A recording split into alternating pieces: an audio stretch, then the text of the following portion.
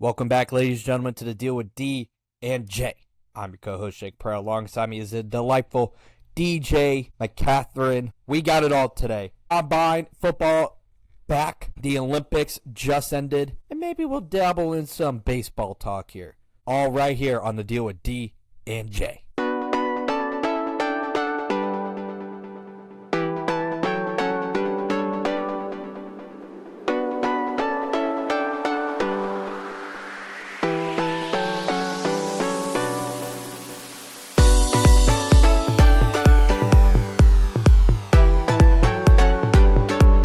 DJ, you know what time it is. It's Combine Week.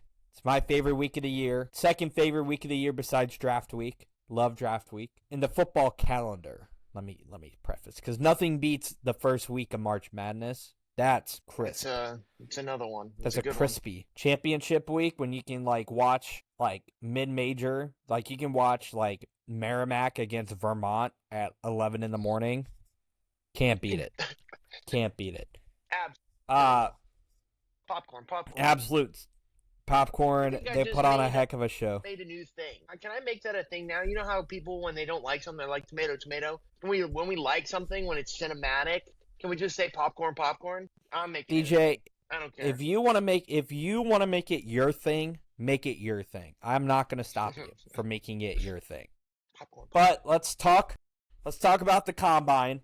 Hopefully one day we're big-time J journalists and we get to go to the Combine and cover it. But until then, we're doing it from the comfort of our couches. I'm really excited about this Combine because the big stars are participating in the Combine. Jeremiah Love is going to run the 40 and do the running back drills, right? A guy like him prior probably wouldn't have done all that, right? You don't want to lose your draft stock. Sonny Styles is going to participate. Right, he's projected to be a top 5 guy ranging from 2 to 7, right? You're getting Cardinal Tate, kind of I don't want to say the consensus wide receiver 1, but every mock draft I see, he's the first wide receiver off the board. Some people are really into Mekhi Lemon, so I don't want to say the consensus wide receiver 1 just yet. We still got a long time until late April. We get to see Mendoza throw, I think. We're going to see Ty Simpson throw. We're going to get height and weight of a bunch of guys. We're going to get metrics. We're going to get a ton of stuff that I find really interesting. And I can't wait to see, and especially on some of these defensive guys and O-linemen, I'm really excited to see what the metrics are and what those numbers end up looking like. Yeah, Jacob, there's a lot of like you said, a high value prospects going in this draft, and a lot of people that are going first round. I mean, I feel like that goes without being said. Ohio State has arguably 5 people going in the first round here. You have big names like Mansur Delaney, like you said, Jeremiah Love, Fernando Mendoza, Mekhi Lemon, Caleb Downs, Caden Proctor, offensive tackle from Alabama. There's a lot of value in this draft. I mean, it's not a great quarterback class. Mendoza leading the way. You had Dante Moore, recommit to Oregon, right? Which really lessens the stock in this NFL draft. And then you have in the QB class specifically. Yes. And then you also had, oh my gosh, his name from Ole Miss, Trinidad Chambliss. He went back. His order to go back, a judge helped him out. And so Fernando Mendoza looks like to be the pure number 1 here. And so it's just interesting to see what everybody decides to do and if all of these high value prospects do everything in the Combine. Like, I would love to see Arvell Reese run the 40, right? Does somebody like Fernando Mendoza run the 40? Does he have any need to?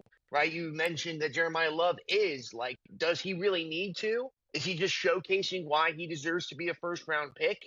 It'll just be interesting to see what they're deciding to do to improve their draft stock, and if that decision affects where they're drafted. Yeah, I think, I just read here, I misspoke a little bit earlier. Mendoza will not throw at the Combine. He will only throw on his pro day.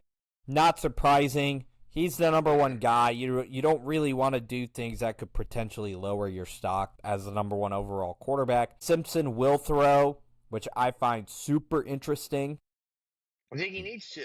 He needs I to. think he He's a needs to. guy. He's a guy who's a fringe first round, second round quarterback right now. Every mock draft that I read, he's like projected to go. He's projected to go to the Steelers, but they're kind of in the Rodgers waiting land right now. No one knows. Excuse me. No one knows where Rodgers will go. And the thing about the combine too is that there's going to be a lot of storylines that start coming out here, right? It's not even just about the rookies. Right? We're going to learn what Arizona wants to do, right? Who they're talking to, right? We're going to learn, like, are they ready to move on from Kyler Murray, right? Same with Miami. Are they looking to move on from Tua, right? You're looking at a bunch of these teams looking to maybe potentially move on from their franchise quarterbacks. Do the Jets look at quarterbacks at all, or are they just going to hold on to their picks and just wait for next season? So without further ado here, I want to talk about some of my biggest storylines that I'm watching for, right? First things first, I'm really interested in Ty Simpson's throwing, right? I'm really interested to see. I know he's going to run just fine in a typical quarterback range. He's going to move well. I'm really interested in the passing drills. How accurate is he going to be? Right? Mhm. How accurate is he going to be? Is there going to be nice accuracy? The spirals, are they going to be crisp? Is he going to hit guys in stride? Are guys going to have to like overwork to the ball? I'm super interested in Ty Simpson, right? And I think for him, he has to show out on this throwing because Oh yeah. there's a lot of guys out here who could potentially make an argument for the number 2 spot, right? The list of quarterbacks throwing is extensive.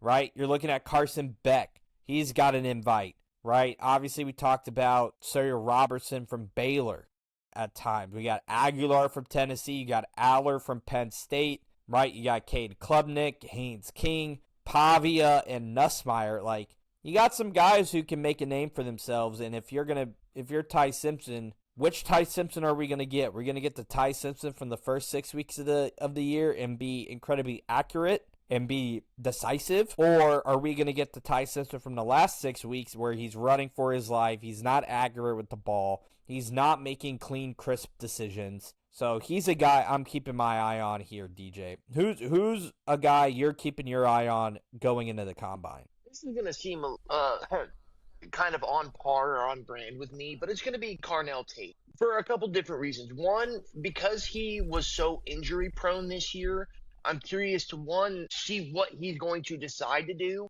and then two, how much that may or may not impact his draft stock, really, because we all know what he can do. If he's coming to the combine, right, and he runs the 40, he had some leg issues this year. He made some insane catches throughout the year. Everyone knows what his capabilities are, but I'm curious to see what he chooses to do.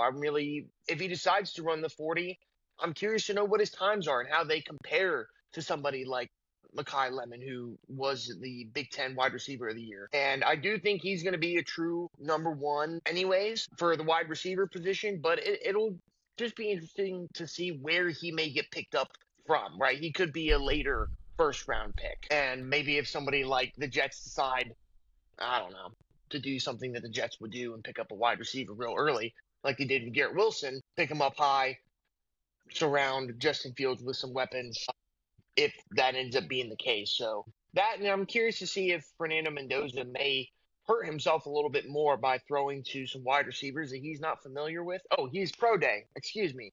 We're going to wipe that out.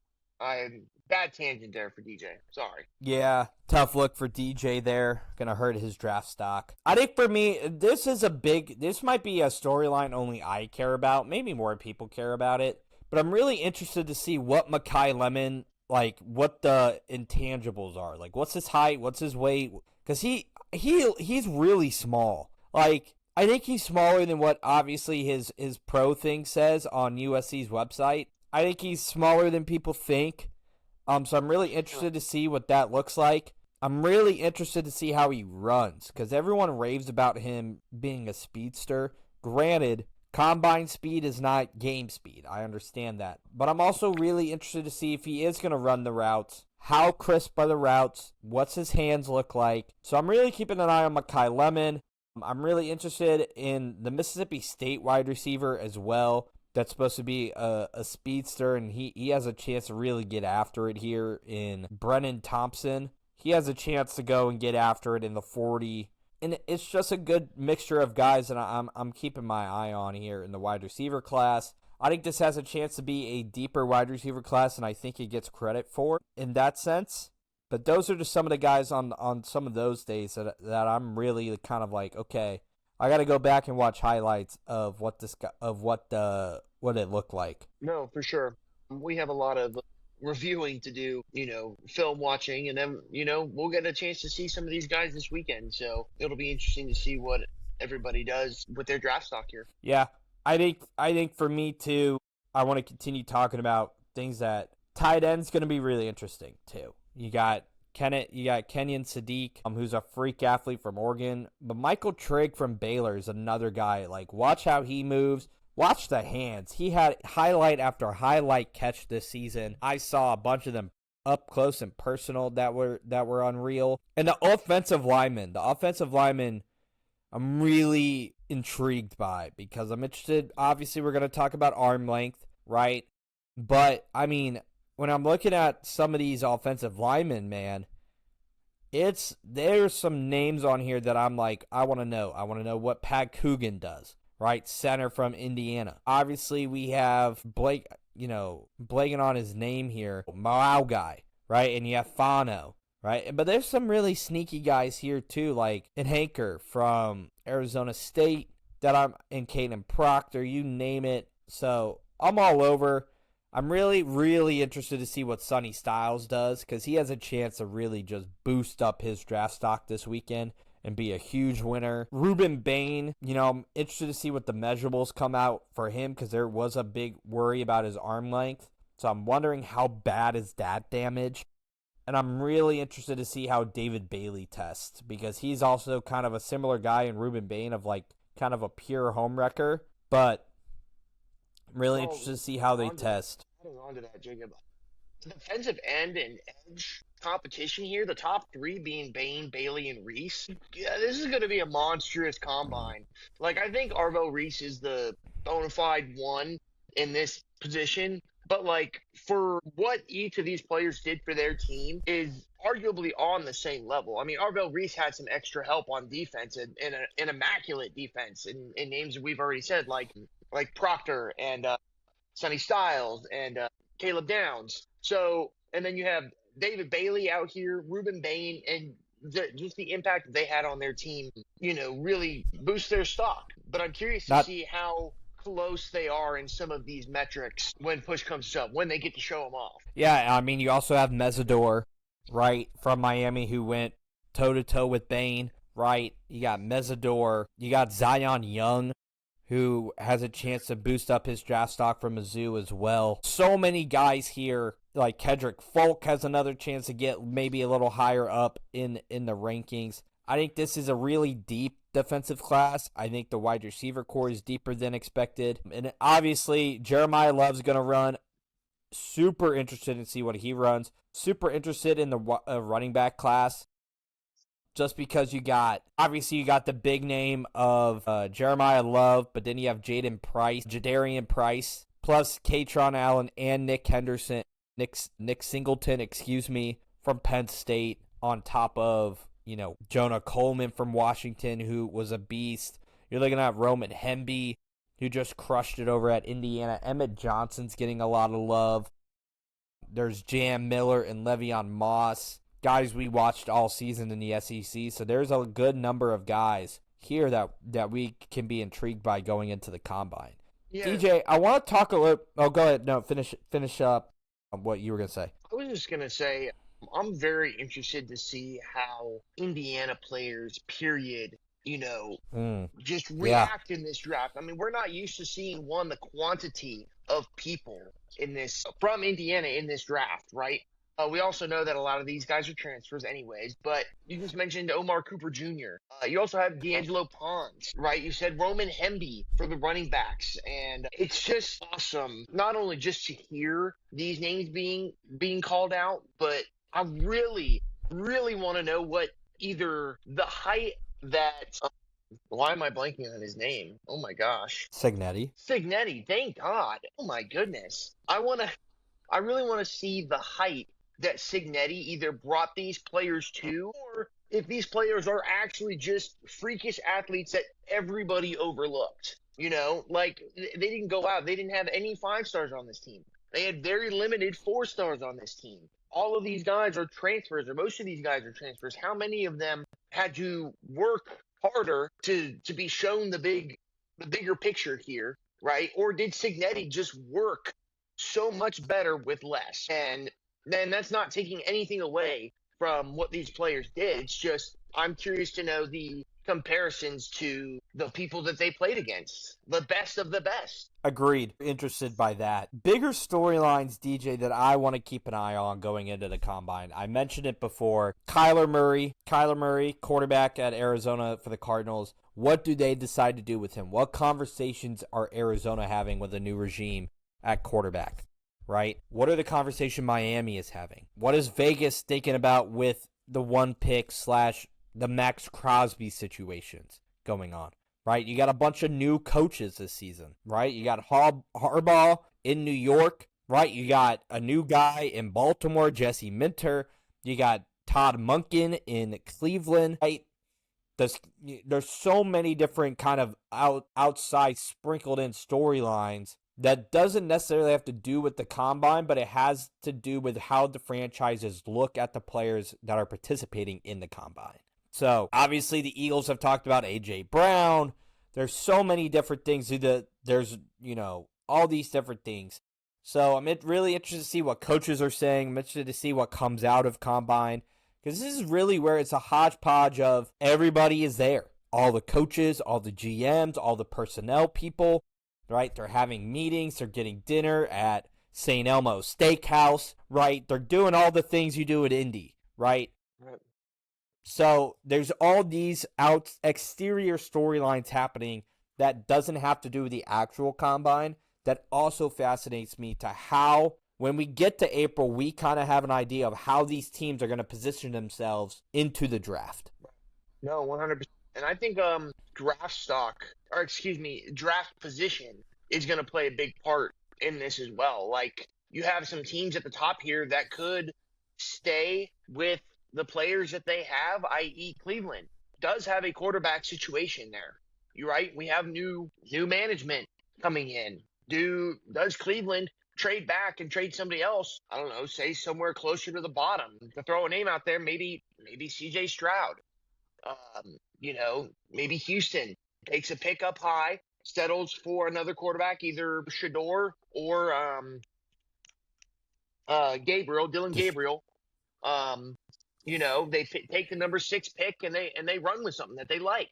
Maybe they take a shot at Ty Simpson going up that high. I don't know. But just to throw out a scenario, right, where the draft position in this draft, in the draft, excuse me, I am just stuttering all over the place. Taking what could be great draft position and turning it into something else and using, the combine to really decide if that's the best case or not. Agreed. Going to be a lot of stuff to watch. We're going to have a full breakdown of our winners and losers from the combine next episode. But yeah, DJ, super pumped for Combine Week. DJ, we just had a little segue here. We just had the Olympics end, right? And obviously, amazing gold medal game for the men and women's, both going to overtime, both with game-winning goals, but also Alyssa Liu claiming the first gold medal in figure skating for the women since, I think, 2006 or 2002. I've heard both numbers. 2002. Yeah. She claimed a gold in the team event, right? You got Michaela Schifrin doing what she did in the slalom. You have Breezy Johnson winning, I think, the Super G. Tons of firsts for the Olympics. Like Team USA in the mixed curling claimed their first ever silver. So really big stuff. I think it's the highest finish that curling team has had. So let's break it down here. We're not going to break down every single medal. We'll talk about some highlights and some unfortunate lowlights. But the 2 hockey games. Let's start with the women, right? That happened before the men. Unbelievable game. Team Canada was doing everything they could to stop the rush of the U.S. The U.S. frantically trying to score goals in the latter part of the third. And then slowly but surely, they pull the goalie. And Hillary Knight, in her potential last Olympics, scores the game-winning goal. Sends it, not game-winning, the game-tying goal. Sends it to overtime. And Megan Keller, snipe show, beats the goalie blocker side. Sends the U.S. home in a medal. I think it's like the 6th, out of 9 times playing Canada, they have beaten them 8 times now. Pure domination by the Americans. And it's an amazing time to be an American. DJ? Yeah, I mean, you're the hockey guy. I mean, this is much more up your alley. But just what it means for just your average watcher, right? How hockey has brought a whole country together, and it's arguably its biggest, attention. Like the NHL right now is getting so much more attention. I know that the women's hockey side It's doesn't. growing. It's Growing growing massively. so much, and so the light that it has shed for NHL and just the competitiveness of hockey in general. And then you have a country that is just beefing with Canada. We have no good reason to be beefing with Canada. Canada has one thing, and we really took it from them. And I just think just as fun as it was to watch the game, it's just as fun to watch everybody come together to watch your country, and for a country or for their players to be proud to be wearing the red, white, and blue and to beat our friends in the north. But it was Yeah, such a fun game. It's been such a fun Olympics. yeah. I mean, the women's hockey game, I stopped doing work. Baylor, if you hear this, don't. But I stopped doing work basically because it's like I need to watch this. This is big. Megan Keller, absolute snipe show. I'm a big fan of Hannah Bilka. I'm a huge fan of her game. She had, I think, the most goals or most points for Team USA. Might be misquoting that. But the pass from Taylor Heisey to get it up the ice, and it's just, Keller has to go dipsy-do, right? Puts the puck on the other side and backhand it, underneath the blocker of Team Canada's goalie. Just as something you're going to remember for ages. Speaking of stuff you're going to remember for ages, the men's ice hockey game at 7 in the morning, my time, 8 o'clock your time, is going to be one of those games that go down as a where were you moment, right? A lot of people and a lot of bars opened up early for this, right? They got everything prepared for a 7 a.m. puck drop, a 8 a.m. puck drop. And Team USA came to play in the first period. Matthew Boldy, of the Minnesota Wild, skips the puck through Makar and Taves, who are actually defensive teammates actually in Colorado. They're on the same line. Skips it through, and then just, Datsuk's puck behind Binnington, and the puck slides right into the goal. And you kind of hoped Team USA could find a way to mitigate the talent that Team Canada has, right? Because, listen, if you look at the roster, Team Canada has more talent on the offensive side of the puck. McDavid, McKinnon, right? Marchand, Crosby, Celebrini was terrific. You can go on and on. Defense and goalie was where Canada was a bit hurting there. Obviously, we could talk about Quinn Hughes and what he meant. And I want to talk a little bit about the roster, but, in the rest of this game here. Makar, we get the 5-on-3, we kill it. Makar, does what he does best, absolute wheeling, dealing on the right side, snipes it over Hellebuck. Hellebuck couldn't do anything about it. But Connor Hellebuck, man, the Secretary of Defense, believable performance. By far his best performance that he's ever had, because the knock on Hellebuck is that he doesn't show up in the big games when they matter the most. And he showed up in this game. He had save after save after save. You had to have a little luck, too. McKinnon missed a wide open net. You can't deny it. Canada applied a ton of ozone pressure. Team USA spent a lot of the second and third period defending. We get that game to overtime. And when you trot out 3-on-3, you just got to beat the goalie. You got to get enough space to get an odd man rush or to beat the goalie, and we had both. They come down, we stop them, puck goes the other end. McKinnon doesn't do a great job of handling the puck. Zach Granitzky picks his pocket, passes it to Jack Hughes, who took a stick to the teeth, and Jack Hughes will now live forever in American history. Instead of being questioned about whether or not he can win in New Jersey, he will always be remembered as a gold medal winner, beating Canada for what feels like for the first time in a long time, in the Olympics at least. First gold medal for Team USA in hockey since 1980, since the Miracle on Ice team. And we've come a long way since then, right? We've gone the last 2 or 3 Olympics, I believe, without, the NHLers, and with the NHLers there now, it was can't miss TV. Right. It was incredible how great it was to have them back in the Olympics. Yeah, who needs free alcohol or a free tab in New Jersey when you can have a free tab anywhere in the U.S., Jacob?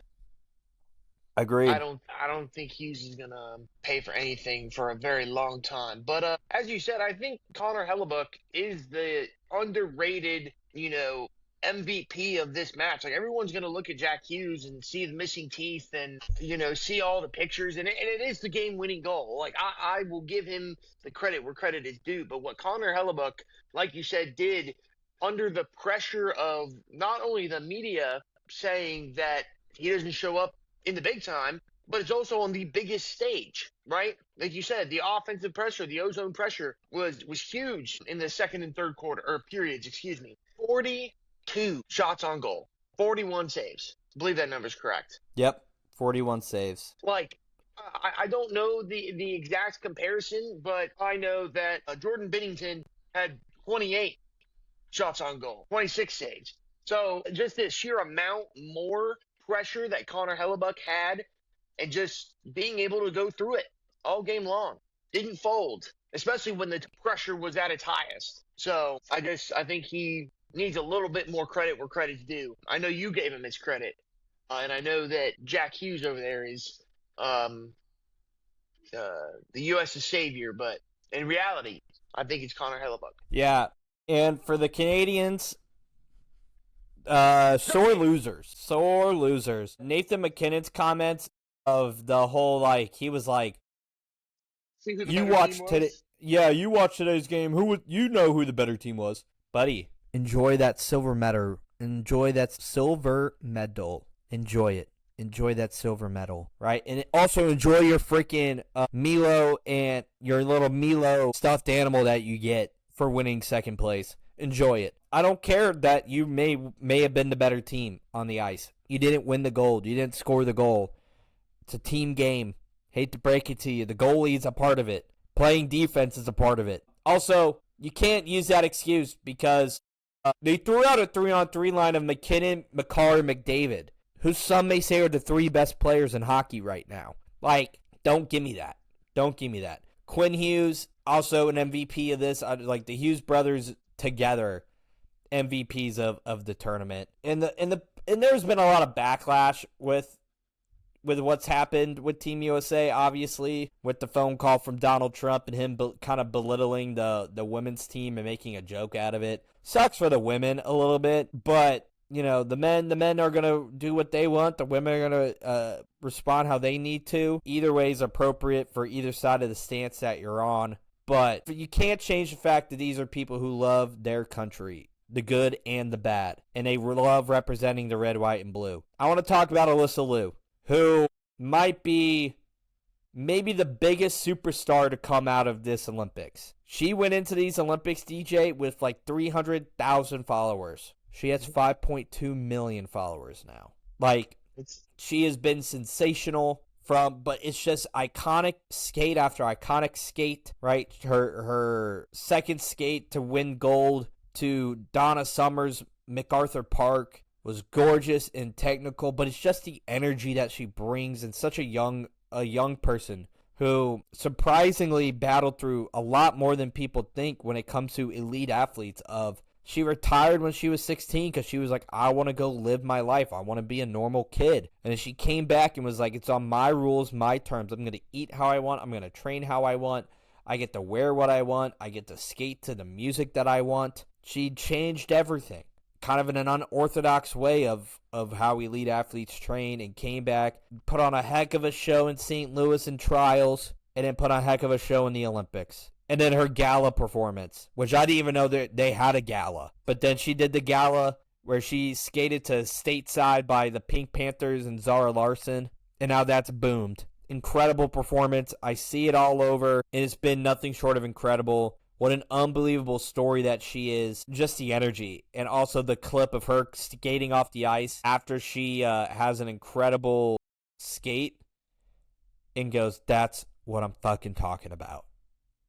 Just lives in my brain rent free. Unbelievable from Alyssa Liu there, and obviously Mikkel Schifrin, Breezy Johnson, Elena Maria Taylor, won the mono bobsled at like 41 years old, and just oldest gold medal winner. With her kids there, and yeah, unbelievable stuff. Unbelievable stuff. So I'm watching Duke right here. Quick side note, up 90-48 on Notre Dame right now. I'm watching Texas Tech trying to battle Cincinnati and survive right now. So it's looking good. Yes, sorry. Back on topic. Alyssa Liu, just to toss something in there. What she had to battle and persevere internally is something that I think everybody needs to just listen to. Listen to her speak about her experience going through, the last 5 years, right? For her losing her desire to figure skate, right? And like you mentioned, doing it her own way, coming back in her own way. And, from the from her father allegedly being threatened by the Chinese government for her to skate for China, right? I think has its own weight. I don't know if you read any of that, but that's kind of crazy as well. And then how much she's being politicized afterwards, right? And how she's taking that, and she's taking it on the chin. She's wearing it, and just everything that she's had to overcome. I think it's admirable for her, and I think she could be a true hero for a lot of people in many different ways, from people who are burnt out that say that it is okay to take a break to, she said in an interview that, knocking down barriers is so important. And so, I think she will be a real hero. And like you said, she gained 4.5 million followers. Yeah, I think she's going to have make quite the difference for people growing up these days, people that have dreams to make it to the top of their respective sport. Yeah, and I'm just going to read off, as many of the gold medal winners that I can. Obviously, Breezy Johnson, Alpine Skiing. Team event of Amber Glenn, Alyssa Liu, Lila Malinin, Madison Chalk, Evan Bates, Ellie Cam, Danny O'Shea. We got a lot of silver medals. Cross-country skiing, that Klabo dude, unbelievable. The Norwegian guy, 6 gold medals. Now he's like the most decorated Winter Olympian of all time. Really? He basically, like, if it wasn't for him, maybe some of the medals would have gone differently. Like Team USA might have won the gold medal count because he won 6 of them. And Norway finished with 18 gold. So think about it. Team USA got second in a couple of those. Obviously, Jordan Stoltz, unbelievable. Elizabeth Lemley in the moguls. Jordan Stoltz in the speed skating. And everyone else we've mentioned as well. One thing I want to end on the Olympics here. Mike Tirico's ending statement of go after your dreams, dream big, and chase after them. Like, it's a big, big deal. Chase after your dreams, because when these guys were, you take it from 10 years ago from when USA played Canada, or 14 years ago, or not 14, 16 years ago when they played, Team Canada in 2010, a lot of these guys were our age, DJ, 10 years old, 12 years old. They had dreams. They didn't ever think they had dreams, they dreamed big, and they obtained those. Like, just his speech was beautiful. It couldn't have been more well put for everything the Olympics embodied. Because a lot of these athletes, DJ, they don't do this full time. They don't do this as a career. Like, they don't get paid to curl. They don't get paid to speed skate. Right? You don't get paid to bobsled. Like, you got to have a real job. See some of these people sacrifice and be disciplined to go win and achieve their Olympic dreams is can make a grown man cry. That's very well said. Proud to be an American, baby. USA. USA. Well, DJ, let's wrap everything up here. We got about 20-ish minutes here, but we can take as much time as we need, of course. Let's talk a little baseball here. Let's talk a little AL East, NL East as part of our preview. Getting back into baseball, our little preview here, going into baseball season, going into opening day. So, DJ, let's talk about it here, right? Let's start in the AL East, right? Where, hold on, I'm getting a text from a group chat, and someone just said, my Florida Ospreys. Oof. So I gotta kick that person. I gotta kick that person out of the chat. How do I remove somebody? They changed everything now. So, like, move from group. Remove. Can't have any haters get wrecked.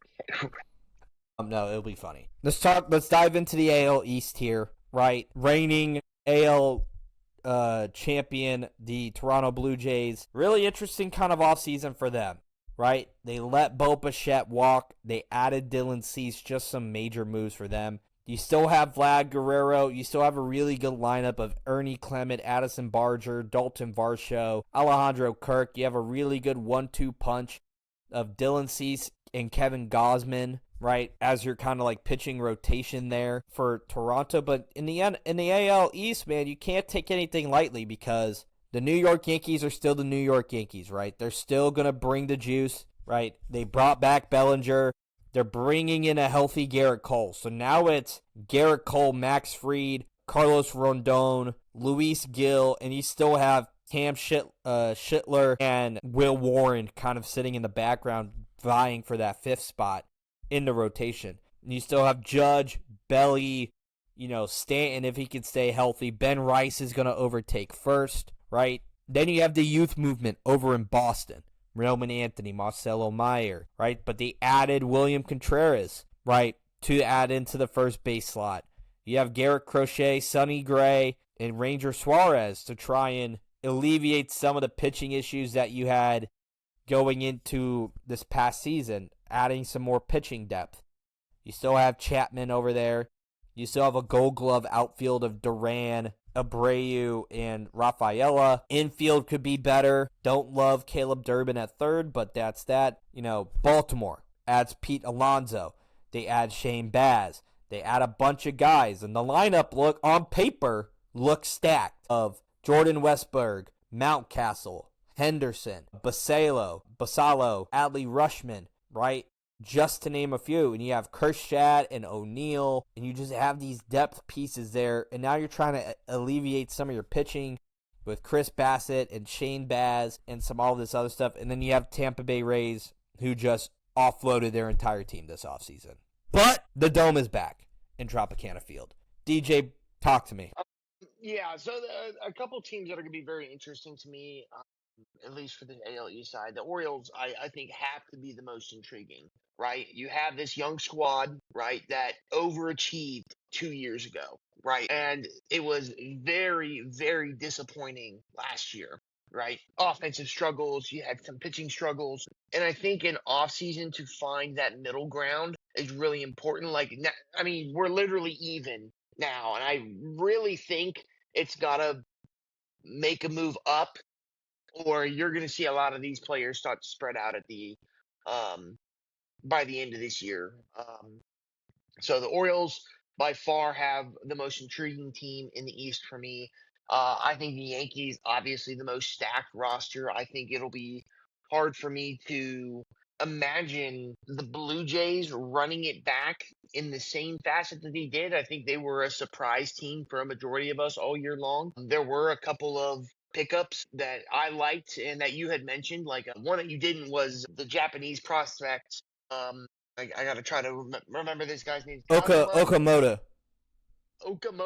right? Okamoto. 327 batting average and 15 home runs in 69 games for the Giants in the Japanese league. And that's huge. That's gonna be huge for them. So I kind of see them taking this middle of the pack role as far as the Rays go. They're a coin flip for me, man. I love to see that the dome is back. It is just I don't know really where to stand with them. They're a confusing team to me. They always seem to be competitive at odd times, and as soon as somebody counts them out, they're 90 wins, 95 wins in a season. Their pitching is great. Offense tends to struggle, but they're just a hard team for me to really get behind. And then the Red Sox, they're just gonna have to show me. I think you were right in their young prospects needing to step up, but that's just what they're gonna have to do. They haven't proven anything. And in simple terms, they need to get the production out of their young guys that the Orioles did 2 years ago. Excuse me. The AL East is the three-headed monster. Well, excuse me, a two-headed monster with a third question mark and a some possible surprise team for me. It's it's gonna be a gauntlet of a division, right? I think when you look at it, I'm doing hammered and homers with Hunter Malone over there, and I had a bunch of questions about every team, Yeah, and I think for the Yankees, it's like, can you get over the hump, right? You have all this talent. You have Judge winning MVPs. You have Max Fried, who is at a top 5 Cy Young, right? You have Garrett Cole, who can go back and be a Cy Young winner. But it's just a question of when it comes October, can you get the job done? And in that, I don't fully Yankees trust or falling know. short. Dang, Duke beat the crap out of Notre Dame. But I think for me, the Orioles and Red Sox are kind of going to be my two most interesting teams to keep an eye on. Because I think Boston alleviated issues, but they still have a big one, right? They didn't re-sign Alex Bregman, which I feel like they should have. And instead, you kind of have a less than par guy than you want at third.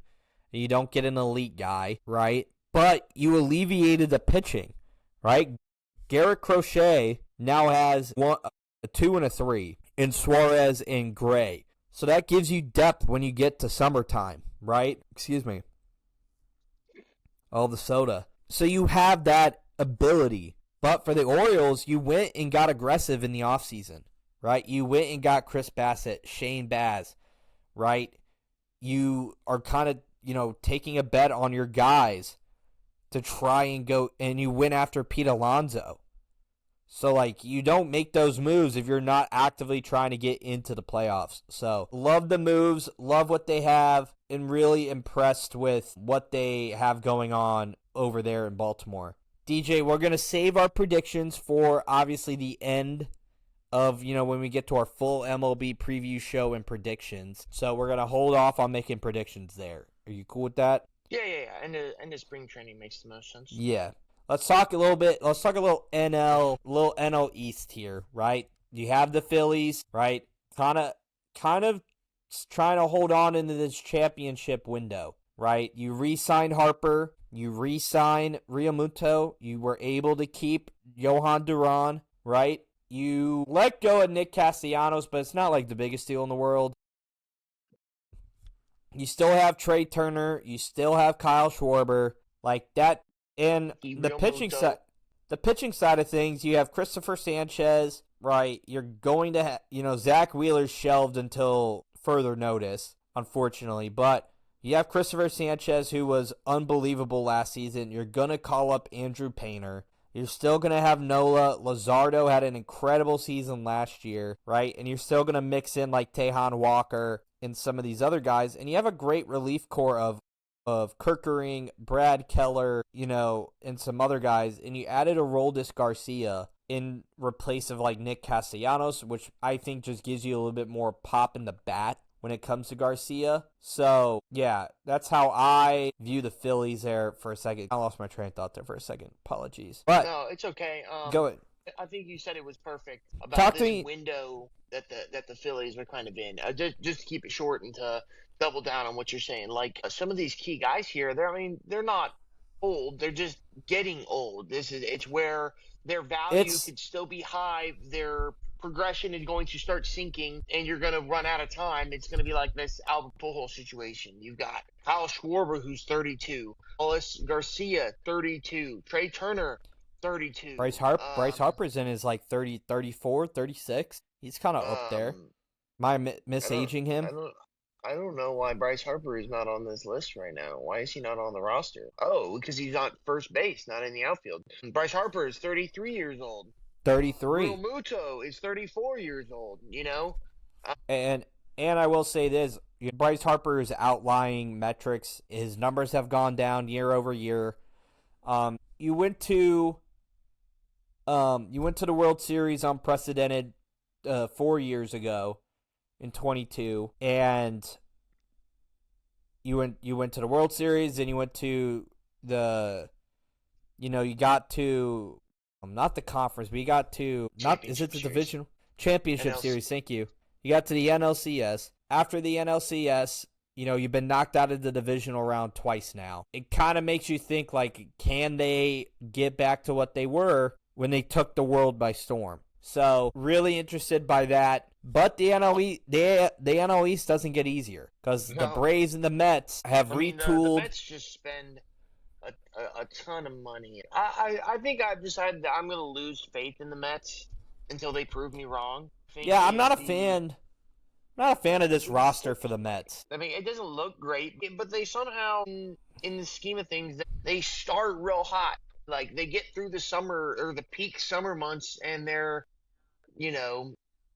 5 games over 500. They're 5 games ahead of the next person, and then they just take a dump in the bed, man, when September comes rolling around or late August comes running around. And so, I mean, I know you were getting ready to go into some of these players that they have, and they've got some great ones here, but it's just they just don't. It just doesn't seem like they can ever put it together. I don't love the rotation for the Mets because as of right now, you are trotting out Freddie Peralta, great signing great trade for them. But outside of that, you're trotting out Peterson, Manea, who wasn't great, Clay Holmes, who's kind of just a little bit above average, right? And you have Nolan McLean, who I'm really high on. You have Jonah Tong, or kind of your two young guys. But you hope with Devin Williams and Luke Weaver and AJ Minter that you can alleviate some of your bullpen issues from last season. I'm just not sure that you can with guys like that. And then you look at the roster. You add Bo Bichette. Bo's probably going to go play third with Lindor, Polanco up the middle. Beatty's going to probably mix in at the DH. Simeon at second, right? Like, I don't know who's going at first. Maybe I'm missing. Maybe Polanco's at first. For infielders, they don't even have one assigned to first base. Yeah, but like technically Bo Bichette's a shortstop, but he's going to go play third. They went and got Luis Roberts. You got Juan Soto and MJ Melendez, who I'm really excited by.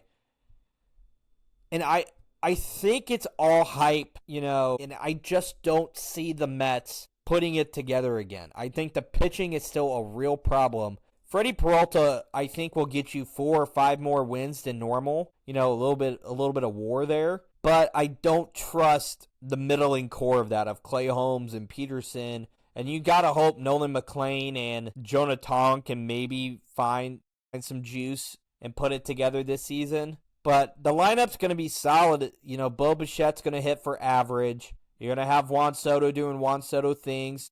I hope Luis Roberts isn't terrible, right? You kind of hope that it was a White Sox issue and not a Luis Roberts issue, even though Luis Roberts has been really good for the White Sox. So I'm interested to see that and what that looks like. But the Mets just don't excite me. You have Lindor, and it's just like you spend all this money and like you're doing it the way I want you to do it as a team, right? Like I want your team, like I want my team to spend money. Absolutely. Okay. But it's like you're winning without spending money. So like keep doing what you're doing. They're spending all the money and it hasn't really, put together, but it'll come maybe in time, but I'm not completely sold on it just yet for the Mets. Well, the Mets can't seem to find a balance between having an offensive an offensively productive team and a defensively productive team, at least via pitching staff, because they trotted out at one point the best lineup in baseball, if not the second best, minus with the exception of the Nationals lineup so long ago. And then the Mets had another one with Thor, um, DeGrom, and a couple other people's names that I'm forgetting just off the top of my head. But the year they went to the World Series, um, and it's just now they've got some powerhouse. They've spent the money on these products. Now they've let Pete Alonso go, so that's a massive loss for them. And they just can't seem to make it right. And so until then they can take third place in the East. And they can just live there forever because that's where I think of them being. Atlanta, I think, is a really interesting team because they didn't do a ton in terms of big kind of, I would call, big market moves, but you signed Robert, huh? They get him back. Yep, Acuna's back for a full season. They signed Robert Suarez, the big-time closer from San Diego. They also re-signed Raciel Iglesias, who also kind of put it together last season. The lineup, in terms of the rotation, leaves you wanting a lot more than what they currently offer, right? You have Spencer Strider, you have Chris Sale, but, Schwellenbach's going to be on the IR for a little bit, on the IL for a little bit. Grant Holmes isn't exactly super exciting. So you kind of have to, and Hurston Waldrop, you got to make do with what you got. But the lineup is still good. You're going to mix in what I would assume Sean Murphy as your DH. Drake Baldwin's still going to be your day one opening day catcher. But now you added Jonah Heim, who can give the young guys some rest and some reprieve, especially when you get into the dog days of summer. Those are going to be big time games for them. But then again, you added, Hae-Sung Kim and Jorge Mateo at short, and I wish they maybe got a bigger name there. And maybe that's misleading for what my expectations are for Atlanta. But Austin Riley's numbers haven't been incredibly great. He has a big swing and miss rate at times. Obviously, the outfield is going to do its job of Profar, Acuna, and Michael Harris. Matt Olson's Matt Olson, a top 3 first baseman in the league. And I think if Atlanta can get some juice out of the young guys in the rotation, they're going to be a good team for the majority of the year. They have the bats. The pitching is what worries me because they just don't have the depth that the Phillies have in terms of the pitching with that true 1-2 punch per se that I look for in elite teams. Just to add to that, I think the injuries, I think more than anything, are what worries me is can they be healthy for a full year? I have never seen anybody like Ronald Acuna Jr. His absence affect a team so much, right? And even when these guys get healthy again, like I know Ozzy Albies has missed some time. I'm 90% Jerkinson Profar has he missed got some suspended. time He got throughout the suspended. He got suspended though last year. Okay, suspended. But it's like these guys staying healthy, staying out of trouble, whatever the cause may be, it really hurts this team. But I've never seen anything quite like it, especially in kind of such an individual based game like baseball. I've never seen a team so affected by someone being gone like I've seen the Braves be when Ronald Acuna isn't there. It's like their whole organization falls apart from top to bottom. And I could be over exaggerating that, but that's honestly what it feels like from the outside looking in is if Ronald Acuna can keep the energy up, can keep this team going, the offensive back going, that this team, it's hard to put them not as the favorite to come out of the East, in my book at least. Yeah, and again, they have a hard time staying healthy, man. The health is a big part for Atlanta. And it's not even just Acuna, it's everyone. Harris, right? Austin Riley misses a decent chunk of time. Chris Sale, all these different guys. Spencer Strider had to miss a whole season 2 seasons ago. So health is a major issue. I want to lightly touch upon the Marlins and Nationals because they're not going to be relevant, unfortunately. The Marlins just kind of do this thing where they just kind of call up a bunch of no-name guys, and they're just going to maybe be okay. Kyle Stowers is maybe the biggest name on that team. Pitching has a chance to be really solid for them with Yuri Perez and Alcantara and Max Meyer, but I don't have a lot of faith in what they have going on there. And the Nationals, when does it end? When does the rebuild end, right? Like, you Well, traded away I can Mackenzie actually give. Gore, Go ahead. right? They traded away Mackenzie Gore, kind of a little bit of a head scratching move. Granted, the 5 prospects they got was a really solid package, but you have Dylan Cruz, you have James Wood, you have CJ Abrams. You finally kind of have this bona fide #1 ace guy in Mackenzie Gore, and you trade him, and now you're kind of restarting from scratch again. And I just don't know what the Nationals are doing. You live in DC. You tell me what you're hearing and what you're seeing when it comes to the Nationals. So the short answer to your question is the rebuild over is going to be no.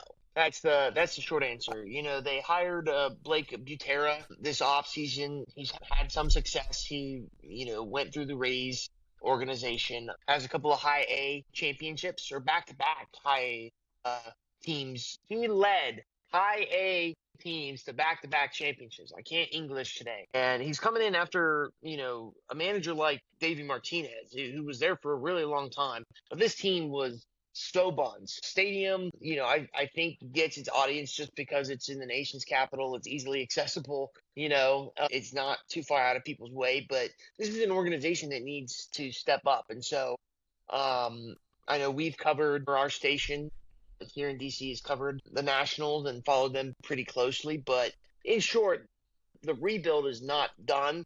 But I think you can see, or they're looking for a little bit of progress upwards this season than obviously their 66-96 season that they had last year. So, like you said, some questionable moves. He's coming in off of possibly a couple of bad trades, but it'll be a little exciting to see how they do with some of the young talent that they have, what they do with what they got in return for their trades. So, well, we'll see. I'll get a first-hand look at some of these players and how this team looks. Yeah, definitely keep us posted there. But for me, for the Nationals, it's just like I just I mean, don't I'd be know out. if it. I'm always out, but it's just like if you're a Nationals fan, if you're still hanging on to this team, it's like what have they given you to be excited about besides James Wood and Dylan Cruz? Like I I mean, just don't know. And James Wood is real deal, but those 3 guys, Abrams, Wood, and Cruz, are just going to get traded in 5 years. So I don't know what to get excited about if I'm them, but hey, what do I know? I just have a microphone. But that's kind of the NL East in a preview, in a nutshell, basically. Super excited for baseball. We got the World Baseball Classic coming up yeah. and What do can't you wait think to of? see. Can I just interject real quick with that? What do you think of Mike Trout not being on this team? I think it's fine. I don't think it's like that big of a game breaker, but he's Mr. Captain America, so like I feel like you kind of have to have him in it. But yeah, how do you feel about Tarek Skubal saying he's only going to pitch 1 game? I think that's taking the cheap way out. What does it span over? What does I the don't world? know. It's over a decent amount of time. I think that would be my only gripe with it would be I mean it's 12 days. I mean I was pool play is March 5th to 11th, quarterfinals is 13 to 14, semifinals is 15 and 16, championship is on the 17th. I mean it seems kind of cheap that that's the route he's going to take. Just one. I think he's probably giving up a lot of credit where he'd probably be given if he wouldn't. But I mean, what has he got to go for? He's a But it's like, he's a back-to-back Cy Young winner. He's getting ready for the start of baseball that happens in a month. Wasn't he just a part of some sort of litigation? Litigation is not the right word, but something with the Tigers. I don't arbitration. Arbitration. No, I don't think so. He's still under contract for at least another season. I think for me, it's from this season at least. Hello. Yeah, I'm getting an Amber Alert. What's going on here? Well, he actually he won his arbitration this year. He won 2026 arbitration case against the Detroit Tigers, securing the record-setting $32 million salary. Mm. So, maybe maybe he's extra focused on that this year, or maybe there are stipulations to it. I don't really know. I don't like he's like 1 foot in, 1 foot out, or 3 toes in and 7 out. I'm a big fan of that.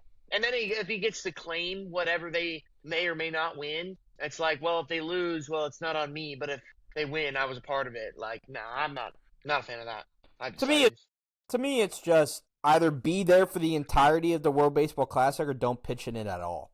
That's kind of Right. my opinion. Like, great, you're going to pitch against Great Britain. I want you to pitch against Japan so we can win the WBC. But what do I know? So, Just a man with a microphone. just man with a microphone. Let's wrap this up here. He has been the delightful DJ McCatherine. Delightful. I have been your co-host, Jacob Pro. We have been The Deal with D and J. Like, comment, share, subscribe on all platforms. Thanks for listening.